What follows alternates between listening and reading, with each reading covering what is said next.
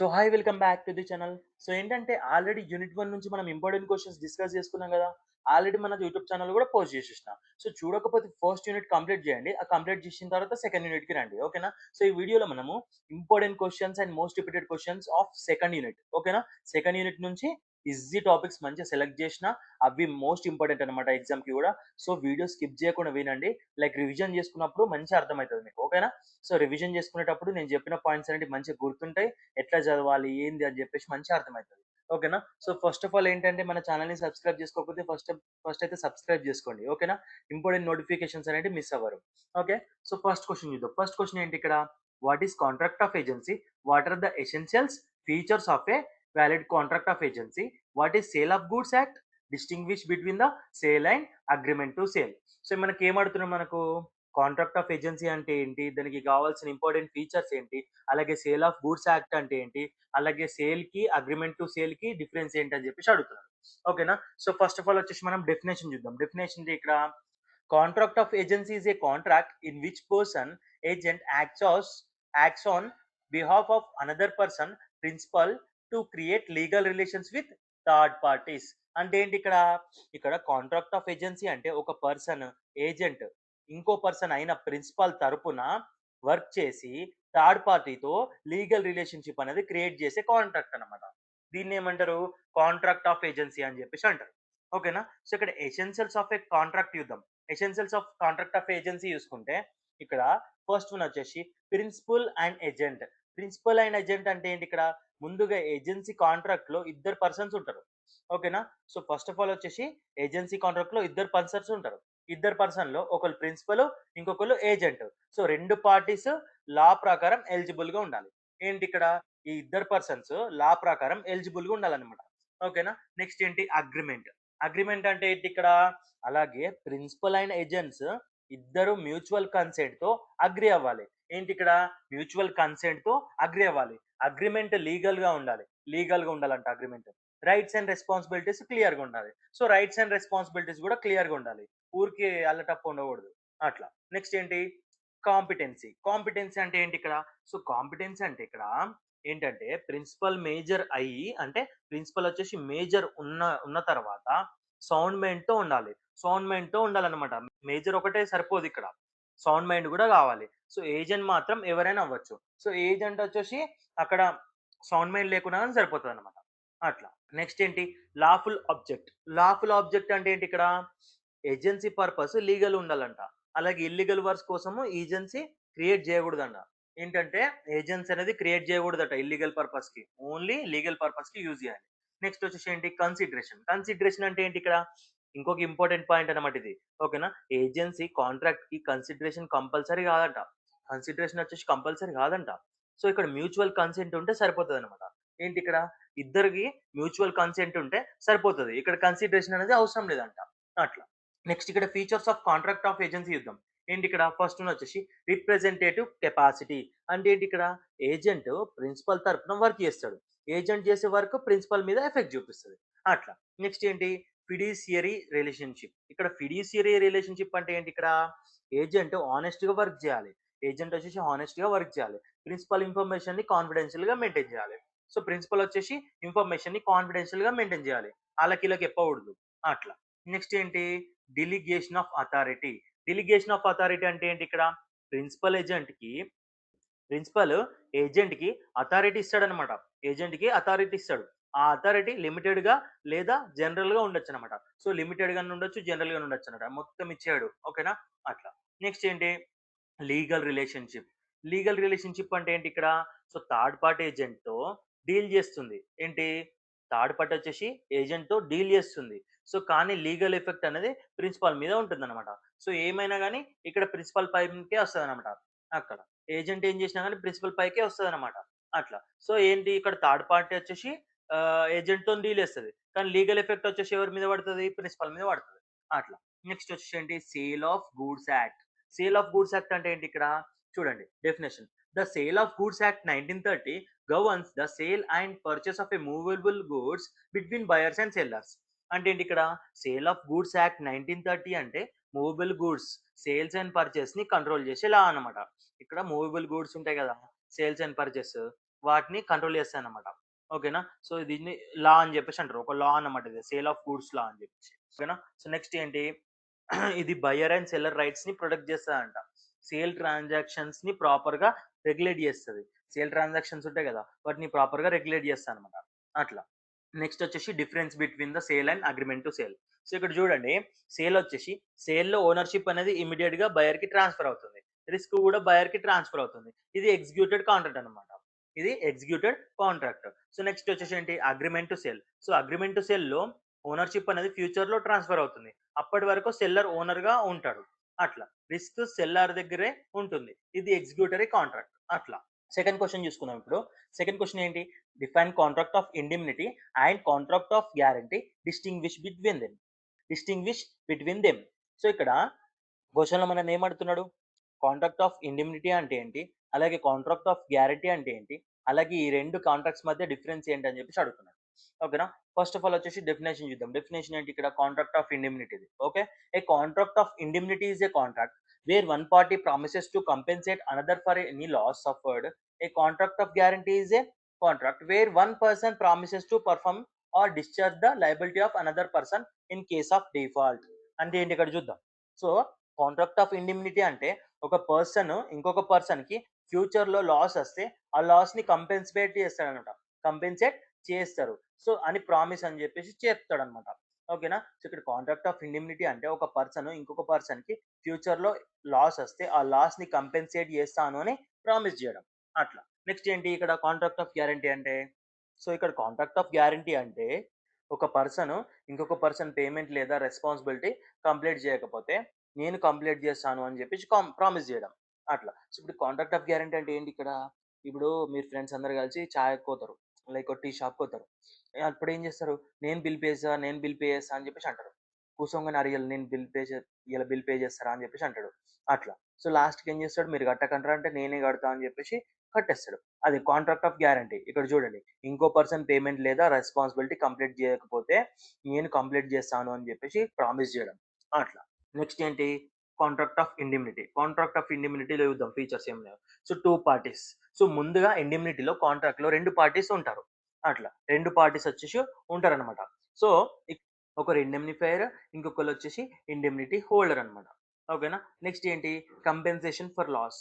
ఇక్కడ compensation for loss అంటే indemnity main purpose లాస్‌ని కంపెన్సేట్ చేయడం అనమాట. ఫినాన్షియల్ లాస్ నుండి ప్రొటెక్షన్ ఇస్తుంది. అట్లా. నెక్స్ట్ ఏంటి? Primary liability.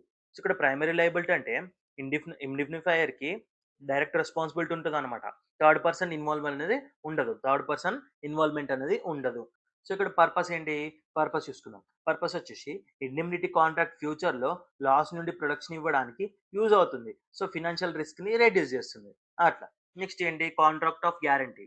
సో, ఇక్కడ కాంట్రాక్ట్ ఆఫ్ గ్యారంటీ చూసుకుంటే ఫస్ట్ వన్ వచ్చేసి 3 పార్టీస్. సో, 3 పార్టీస్ అంటే ఏంటి ఇక్కడ?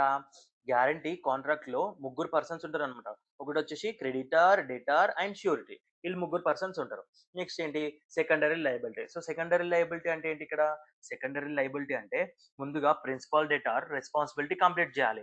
అతను ఫెయిల్ అయితే ఇక ఏమైతది? ష్యూరిటీ వచ్చేసి రెస్పాన్సిబిలిటీ తీసుకుంటాడు. అట్లా. నెక్స్ట్ వచ్చేసి అష్యూరెన్స్. అష్యూరెన్స్ అంటే ఏంటి ఇక్కడ? గ్యారంటీ కాంట్రాక్ట్ క్రెడిటార్‌కి కాన్ఫిడెన్స్ ఇస్తుంది. పేమెంట్ లేదా కాంట్రాక్ట్ కంప్లీట్ అవుతుందని అష్యూరెన్స్ ఇస్తుంది. అట్లా. నెక్స్ట్ ఏంటి? పర్పస్. పర్పస్ ఏంటి ఇక్కడ? పర్పస్ వచ్చేసి బిజినెస్ ట్రాన్సాక్షన్స్ సేఫ్‌గా జరగడానికి హెల్ప్ చేస్తుంది. రీపేమెంట్‌కి సెక్యూరిటీ ప్రొవైడ్ చేస్తుంది. అట్లా. నెక్స్ట్ వచ్చేసి డిఫరెన్స్ బిట్వీన్ ద ఏంటి?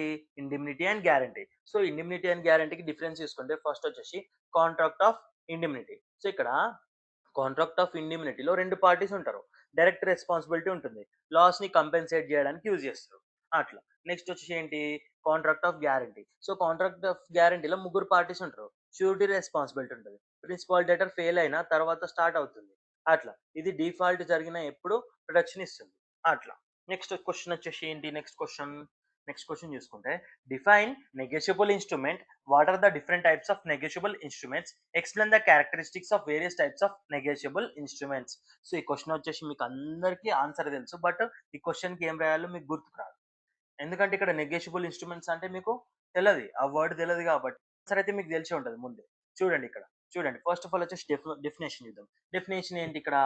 ఏ negotiable instrument is a written document that guarantees a payment of a specified amount of money and can be transferred from one person to another person. So, ఇక్కడ negotiable instrument అంటే ఏంటి? So, negotiable instrument అంటే ఒక return document అన్నమాట. ఇది డెఫినెట్‌గా amount of money payment guarantee చేస్తుంది. అట్లా. అలాగే ఒక పర్సన్ నుండి ఇంకొక పర్సన్‌కి ఈజీగా ట్రాన్స్‌ఫర్ చేయొచ్చు. అట్లా. సో, ఇక నెగోషియబుల్ ఇన్‌స్ట్రుమెంట్ అంటే ఏంటి? ఒక హ్యాండ్ రిటెన్ డాక్యుమెంట్ అన్నమాట. ఇది డెఫినెట్‌గా అమౌంట్ ఆఫ్ మనీ పేమెంట్ గ్యారంటీని ఇస్తుందన్నమాట. అలాగే ఒక పర్సన్ నుండి ఇంకొక పర్సన్‌కి ఈజీగా ట్రాన్స్‌ఫర్ చేయొచ్చు. అట్లా. సో, ఇక్కడ క్యారెక్టరిస్టిక్స్ చూద్దాం. క్యారెక్టరిస్టిక్స్ ఏంటి ఇక్కడ? సో, ఫస్ట్ వన్ ఏంటి? Freely transferable. So, freely transferable అంటే ఏంటి ఇక్కడ? ముందుగా నెగోషియబుల్ ఇన్‌స్ట్రుమెంట్‌ని ఈజీగా ఒక పర్సన్ నుండి ఇంకొక పర్సన్‌కి ట్రాన్స్‌ఫర్ చేయొచ్చు. సో, బిజినెస్ ట్రాన్సాక్షన్స్ అనేటివి ఈజీ అవుతాయి. అట్లా. నెక్స్ట్ ఏంటి? Return document. రిటర్న్ డాక్యుమెంట్ అంటే తెలుసుగా మీకు. ఏం చేస్తారు? నెగోషియబుల్ ఇన్‌స్ట్రుమెంట్ నెగోషియబుల్ ఇన్‌స్ట్రుమెంట్ కంపల్సరీగా రైటింగ్‌లో ఉండాలి. అమౌంట్ అనేది క్లియర్‌గా మెన్షన్ చేసి సిగ్నేచర్ ఉండాలి. అట్లా. నెక్స్ట్ ఏంటి? Definite amount. So, definite amount అంటే ఏంటి ఇక్కడ? పేమెంట్ అమౌంట్ క్లియర్‌గా ఫిక్స్‌డ్‌గా ఉండాలి. అమౌంట్‌లో కన్ఫ్యూజన్ అనేది ఉండకూడదు. నెక్స్ట్ ఏంటి? Legal recognition. So, legal recognition ఎప్పుడుంటది? సో, నెగోషియబుల్ ఇన్‌స్ట్రుమెంట్స్ యాక్ట్ ప్రకారం లా ప్రొటెక్ట్ చేస్తుంది. సో, ప్రాబ్లమ్స్ వస్తే లీగల్ రెమెడీ అనేది పొందవచ్చు. అట్లా. నెక్స్ట్ వచ్చేసి టైప్స్ ఆఫ్ నెగోషియబుల్ ఇన్‌స్ట్రుమెంట్స్. చూడండి ఇక్కడ. ఏంటి? ఇక్కడ ఫస్ట్ వన్ వచ్చేసి ప్రామిసరీ నోట్. ప్రామిసరీ నోట్ అంటే మీకు తెలుసా? ప్రామిసరీ నోట్ అంటే ఒక పర్సన్ ఇంకో పర్సన్‌కి డెఫినెట్ అమౌంట్ పే చేస్తాను అని రిటర్న్ ప్రామిస్ ఇవ్వడం. సో, ఇందులో 2 పార్టీస్ ఉంటాయి. ఏంటి ఇక్కడ? ఒకళ్ళు పైసలు ఇచ్చేవాళ్ళు, ఇంకోళ్ళు పైసలు తీసుకునే వాళ్ళు. అట్లా. నెక్స్ట్ ఏంటి? Bill of exchange. So, bill of exchange అంటే ఏంటి ఇక్కడ? సో, బిల్ ఆఫ్ ఎక్స్‌చేంజ్ అంటే ఒక పర్సన్ ఇంకొక పర్సన్‌కి థర్డ్ పర్సన్‌కి పేమెంట్ చేయమని రిటర్న్ ఆర్డర్ అనేది ఇవ్వడం. ఇందులో ముగ్గురు పార్టీస్ ఉంటారనమాట. సో, ఇప్పుడు నువ్వున్నావు. నువ్వు ఫ్రెండ్‌కి మీ ఫ్రెండ్‌కి డబ్బులు అవసరం. సో, ఇంకొక ఫ్రెండ్ మీ ఫ్రెండ్ ఉంటాడు కదా! వాడి దగ్గర డబ్బులు బాగుంటాయి. అప్పుడేం చేస్తావు? అరే! మా వాడికి డబ్బులు కావాలట అని చెప్పేసి అంటావు. సరేరా నువ్వే బాధ్యత అని చెప్పేసి నీకు అంటాడు. అప్పుడు నువ్వేం చేస్తావు? సరే అంటావు. సో, అట్లాంటప్పుడు ఏం చేస్తా అంటే ఎవరైనా ఫ్రెండ్ అయినా ఎవరైనా సరే గాని షూరిటీ కావాలి. లైక్ మనకు సెక్యూరిటీ కావాలి కాబట్టి ఏం చేస్తారంటే బిల్ ఆఫ్ ఎక్స్‌చేంజ్ అని చెప్పేసి ఒక నోట్ ఉంటది. అది రాపిచ్చుకుంటాడనమాట. సో, నువ్వు పలానా పిల్లాడికి లైక్ పలానా ఫ్రెండ్‌కి నువ్వు నా దగ్గర నుంచి డబ్బులిస్తున్నావు అని చెప్పేసి నువ్వే షూరిటీ అని చెప్పేసి రాస్తారు. అట్లా. నెక్స్ట్ వచ్చేసి థర్డ్ వన్. థర్డ్ వన్ ఏంటి? చెక్యూ. సో, చెక్యూ అంటే బ్యాంక్ మీద డ్రా చేసి రిటర్న్ డాక్యుమెంట్ అనమాట. డిమాండ్ వచ్చినప్పుడు పేమెంట్ చేస్తారు. బ్యాంకింగ్‌లో ఎక్కువ యూజ్ చేస్తారనమాట. అట్లా. నెక్స్ట్ ఏంటి? Characteristics of a promissory note. So, characteristics చూద్దాం ప్రామిసరీ నోట్‌యి. ఏంటి ఇక్కడ? రిటర్న్ ప్రామిస్ ఉంటదనమాట. మేకర్ సిగ్నేచర్ అనేది కంపల్సరీ. డెఫినెట్ అమౌంట్ అనేది మెన్షన్ చేస్తారు. పేకి పేమెంట్ అనేది చేస్తారు. అట్లా. నెక్స్ట్ ఏంటి? Characteristics of bill of exchange. So, characteristics of bill of exchange అంటే ఇప్పుడు చూడండి. రిటర్న్ ఆర్డర్ ఉంటుంది. ముగ్గురు పార్టీస్ ఉంటారు. డ్రాయ్ యాక్సెప్టెన్స్‌ని చేయాలి. బిజినెస్ ట్రాన్సాక్షన్స్‌లో యూజ్ చేస్తారనమాట. అట్లా. నెక్స్ట్ ఏంటి? Characteristics of cheque. సో, ఇక్కడ క్యారెక్టరిస్టిక్స్ ఆఫ్ చెక్యూ చూసుకుంటే చెక్యూ బ్యాంక్ మీద మాత్రమే డ్రా చేస్తారనమాట. డిమాండ్ వచ్చినప్పుడు పేమెంట్ చేస్తారు. సో, యాక్సెప్టెన్స్ అవసరం లేదు. Safe and easy payment method అనమాట ఇది. అట్లా. నెక్స్ట్ ఏంటి? Fourth question. ఫోర్త్ క్వెషన్ ఏంటి? What is promissory note? Distinguish between the promissory note and bill of exchange. So, ఇప్పుడు థర్డ్ క్వెషన్‌లో వచ్చిన కంటెంటే ఫోర్త్ క్వెషన్‌లో ఉంది. చూడండి. సో, ప్రామిసరీ నోట్ గురించి డిస్కస్ చేసినాం. బిల్ ఆఫ్ ఎక్స్‌చేంజ్ గురించి కూడా డిస్కస్ చేసినాం. సో, ఇప్పుడు ఇంకొద్దిగా ఎక్కువ రాయాలా నోట్స్. ఓకేనా? సో, ఇక్కడ చూడండి. నోట్స్ వచ్చేసి ఇంకెక్కువుంటది. లైక్ ఏంటి? ఎలాబరేషన్ అనేది అయితదనమాట కంటెంట్. చూడండి. ఫస్ట్ ఆఫ్ ఆల్ వచ్చేసి డెఫినిషన్ చూద్దాం. డెఫినిషన్ ఏంటి ఇక్కడ? A promissory note is a written and unconditional promise made by one person to to pay different amount of money either on demand or in a specified future date. అంటే ఏంటి ఇక్కడ? ఇక్కడ promissory note అంటే ఒక person ఇంకొక పర్సన్‌కి definite amount of మనీని demand వచ్చినప్పుడు లేదా ఫ్యూచర్‌లో ఒక డేట్‌కి పే చేస్తాను అని చెప్పేసి రిటర్న్ ప్రామిస్ ఇవ్వడం అన్నమాట. అట్లా.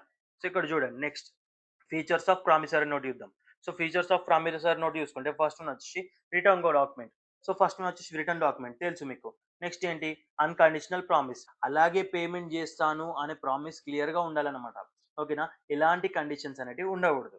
అట్లా. నెక్స్ట్ ఏంటి? Signed by maker. Signed by maker అంటే ఏంటి ఇక్కడ? ఇక్కడ చూడండి. సైన్డ్ బై మేకర్ అంటే ప్రామిసరీ నోట్‌ని మేకర్ కంపల్సరీగా సైన్ జేయాలి. సిగ్నేచర్ ఉంటే డాక్యుమెంట్ అనేది వాలిడ్ అవుతుంది. అట్లా. నెక్స్ట్ వచ్చేసి ఏంటి? Definite amount. డెఫినెట్ అమౌంట్ అంటే ఏంటి ఇక్కడ? సో, డెఫినెట్ అమౌంట్ అంటే పే చేయాల్సిన అమౌంట్ ఫిక్స్‌డ్‌గా ఉండాలి. సో, అమౌంట్‌లో కన్ఫ్యూజన్ అనేది ఉండకూడదు. అట్లా. నెక్స్ట్ వచ్చేసి 2 పార్టీస్. 2 పార్టీస్ అంటే ఏంటి ఇక్కడ? సో, 2 పార్టీస్ అంటే ప్రామిసరీ నోట్‌లో 2 పార్టీస్ ఉంటాయి. ఒకరు మేకర్, ఇంకొకరు పేయీ. డైరెక్ట్ ప్రామిస్ అనేది ఉంటదన్నమాట. అట్లా. నెక్స్ట్ ఏంటి? Difference between the promissory note and bill of exchange. So, ఇక్కడ ఏముంది ప్రామిసరీ నోట్ గురించి? ఇక్కడ ప్రామిసరీ నోట్‌లో పేమెంట్ జేస్తాను అని రిటన్ ప్రామిస్ ఉంటుంది. ఇందులో 2 పార్టీస్ ఉంటారు. మేకర్ వచ్చి సైన్ జేస్తాడు. యాక్సెప్టెన్స్ వచ్చేసి అవసరం లేదు. మేకర్ డైరెక్ట్‌గా రెస్పాన్సిబిలిటీ అనేది తీసుకుంటాడనమాట. నెక్స్ట్ ఏంటి bill of exchange. Bill of exchange ఏంటంటే బిల్ ఆఫ్ ఎక్స్‌చేంజ్‌లో పేమెంట్ జేయమని రిటన్ ఆర్డర్ ఉంటుంది. ఇందులో ముగ్గురు పార్టీస్ ఉంటారనమాట. డ్రాయర్ సైన్ జేస్తాడు. ఇక్కడ డ్రాయే యాక్సెప్టెన్స్ అనేది కంపల్సరీ. యాక్సెప్టెన్స్ తర్వాత డ్రాయర్ రెస్పాన్సిబిలిటీ అనేది తీసుకుంటాడు. అట్లా. సో, ఇప్పుడు ఫిఫ్త్ క్వెషన్ చూసుకుందాం. ఫిఫ్త్ క్వెషన్ ఏంటి? Explain the rights and duties of bailee. So, ఈ క్వెషన్ మనల్ని ఏమడుగుతుంది? క్వెషన్ వచ్చేసి మనల్ని ఏమడుగుతుందంటే rights and duties of Bailey గురించి అడుగుతుంది. సో, ఫస్ట్ వన్ వచ్చేసి డెఫినిషన్ చూద్దాం. డెఫినిషన్ అంటే ఏంటి ఇక్కడ? Bailee is a person who receives goods from another person bailor for a specific purpose under a contract of బెయిల్‌మెంట్. అంటే ఏంటి ఇక్కడ చూడండి. ఏంటొచ్చేసి ఏమడుగుతున్నాడు మనకిక్కడ బెయిలీ అంటే ఏం చెప్తున్నాడు? సో, బెయిలీ అంటే బెయిలర్ దగ్గర నుండి గూడ్స్‌ని స్పెసిఫిక్ పర్పస్ కోసము రిసీవ్ చేసే పర్సన్ అన్నమాట. అట్లా. సో, ఇక్కడ రైట్స్ ఆఫ్ బెయిలీ చూసుకుంటే ఫస్ట్ వన్ వచ్చేసి rights to compensation. So, rights to compensation అంటే ఏంటి? లాస్ జరిగితే కంపెన్సేషన్ అనేది క్లెయిమ్ చేయొచ్చు. డిఫెక్టివ్ గూడ్స్ వల్ల లాస్ అయితే డ్యామేజెస్ అనేది రికవర్ చేయొచ్చు. అట్లా. నెక్స్ట్ వచ్చేసి ఏంటి? Rights to reimbursement. Rights to reimbursement అంటే ఏంటి ఇక్కడ? నెసెసరీ ఎక్స్‌పెన్స్‌ని నెసెసరీ ఎక్స్‌పెన్సెస్‌ని రికవర్ చేసుకోవచ్చు. మెయింటెనెన్స్ అండ్ ప్రిజర్వేషన్ కాస్ట్‌ని కూడా రికవర్ చేయొచ్చనమాట. అట్లా. నెక్స్ట్ వచ్చేసి ఏంటి? Right of particular lane. Right of particular lane అంటే ఏంటి ఇక్కడ? చార్జర్ పే చేసే వరకి గూడ్స్‌ని రిటర్న్ చేసుకోవచ్చు. స్పెసిఫిక్ సర్వీస్‌కి ఈ రేట్ అనేది అవైలబుల్ ఉంటదనమాట. అట్లా. నెక్స్ట్ ఏంటి? Right of general lean. Right of general lean అంటే ఏంటి ఇక్కడ? ఇక్కడ జనరల్ బ్యాలెన్స్ కోసము గూడ్స్‌ని రిటర్న్ చేసుకోవచ్చు. బ్యాంకర్స్, అట్రోనీస్ అండ్ ఫ్యాక్టరీస్‌కి ఈ రేట్ అనేది అవైలబుల్ ఉంటుంది. అట్లా. Right to deliver goods. So, ఏంటి ఇక్కడ రైట్ టు డెలివర్ గూడ్స్ అంటే? ఇక్కడ రైట్ టు డెలివర్ గూడ్స్ అంటే గూడ్స్‌ని బేలర్‌కి రిటర్న్ చేయొచ్చు.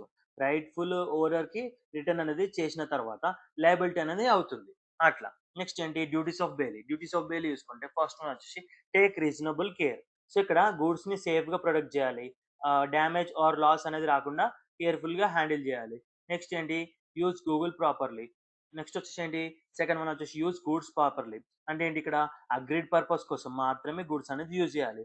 అనాథరైజ్డ్ అనేది యూజ్ చేయకూడదు. అట్లా. నెక్స్ట్ వచ్చేసి ఏంటి? Third one. థర్డ్ వన్ ఏముంది ఇక్కడ? Do not mix goods. So, bailor గూడ్స్‌ని సెపరేట్‌గా మెయింటైన్ చేయాలి. పర్మిషన్ లేకుండా ఏంటి? వేరే గూడ్స్‌తో మిక్స్ అనేది చేయకూడదు. అట్లా. నెక్స్ట్ ఏంటి? Return of goods. Return of goods అంటే ఏంటి ఇక్కడ? రిటర్న్ ఆఫ్ గూడ్స్ అంటే పర్పస్ కంప్లీట్ అయ్యాక గూడ్స్ రిటర్న్ చేయాలి. అగ్రీడ్ టైమ్‌లో గుడ్ కండిషన్‌లో రిటర్న్ చేయాలన్నమాట. అట్లా. నెక్స్ట్ ఏంటి? Return increase or profit. Return increase or profit అంటే ఏంటి? గూడ్స్ వల్ల వచ్చిన ఇంక్రీజ్ ఆర్ ప్రాఫిట్‌ని బేలర్‌కి రిటర్న్ చేయాలి. సో, యానిమల్స్ కేస్‌లో ఆఫ్ ఆఫ్ స్ప్రింగ్ గూడా ఇంక్లూడ్ అనేది అవుతుంది. అట్లా. సో, నెక్స్ట్ ఏంటి? ఇంపార్టెన్స్ ఆఫ్ బెయిల్‌మెంట్. సో, ఇదొచ్చేసి ఏం చేస్తది? ఓనర్ ప్రాపర్టీని ప్రొటెక్ట్ చేస్తది. లీగల్ రెస్పాన్సిబిలిటీని క్రియేట్ చేస్తది. ఇంకోటి ఏంటి? Ah, safe custody of goods అని safe custody safe custody of goods. So, ఇంకోటేందంటే సేఫ్ కస్టడీ ఆఫ్ గూడ్స్ అనేటిది ఉంటది. ఇంకోటేంది? బిజినెస్ ట్రాన్సాక్షన్‌కి ప్రమోషన్ అనేది ఆహ్, బిజినెస్ ట్రాన్సాక్షన్‌కి ట్రస్ట్ అనేది ప్రమోట్ చేస్తదనమాట. అట్లా. సో, ఇదొచ్చేసి మొత్తం సెకండ్ యూనిట్‌లో ఈజీ క్వెషన్స్. ఏమైనా డౌట్స్ ఉంటే కామెంట్ సెక్షన్‌లో మెన్షన్ చేయండి. అండ్ మన ఛానెల్‌ని సబ్స్క్రైబ్ చేసుకోవడం మర్చిపోకండి. మన టెలిగ్రామ్ గ్రూప్‌లో జాయిన్ అయితే ఈ పీడీఎఫ్ వచ్చేసి అందులో సెండ్ చేస్తా. ఓకేనా? See you all in the next video. By.